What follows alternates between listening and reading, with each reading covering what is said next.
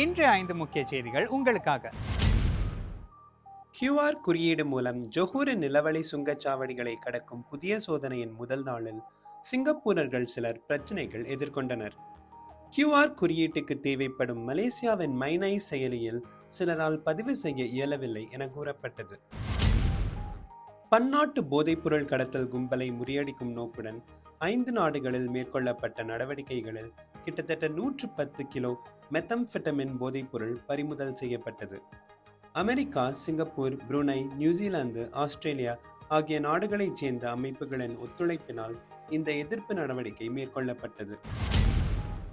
பயங்கரவாதத்தை கைவிடும் பயனுள்ள அரசாங்கத்தை பாலஸ்தீனம் கொண்டிருந்தால் சிங்கப்பூர் அதனை ஒரு தனி நாடாக அங்கீகரிக்கும் என்று வெளியுறவு அமைச்சர் விவியன் பாலகிருஷ்ணன் இன்று நாடாளுமன்றத்தில் தெரிவித்தார். பாலஸ்தீனர்களுக்கு எதிரான வன்முறை செயல்களுக்கு பொறுப்பான தீவிர வலதுசாரி குடியேற்ற குழுக்களின் தலைவர்கள் மீது சிங்கப்பூர் தடைகளை அமல்படுத்தும் என்றும் அவர் கூறினார்.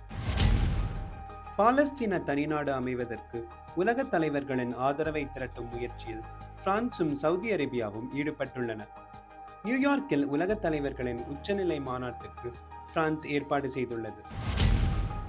வெளிநாடுகளுக்கு சென்று திரும்பும் சிங்கப்பூரர்களும் நிரந்தரவாசிகளும் அங்கு போதை கலந்த கேபாட் மின் சிகரெட்டுகளை பயன்படுத்தியிருந்தால் அவர்கள் மீது சிங்கப்பூரில் நடவடிக்கை எடுக்கப்படும் என்று உள்துறை மூத்த துணை அமைச்சர் முகமது ஃபைசால் இப்ராஹிம் தெரிவித்துள்ளார். இது போன்ற செய்திகளை உடனுக்குடன் தெரிந்து கொள்ள தமிழ் முரசு செயலியை பதிவிறக்கம் செய்யுங்கள்.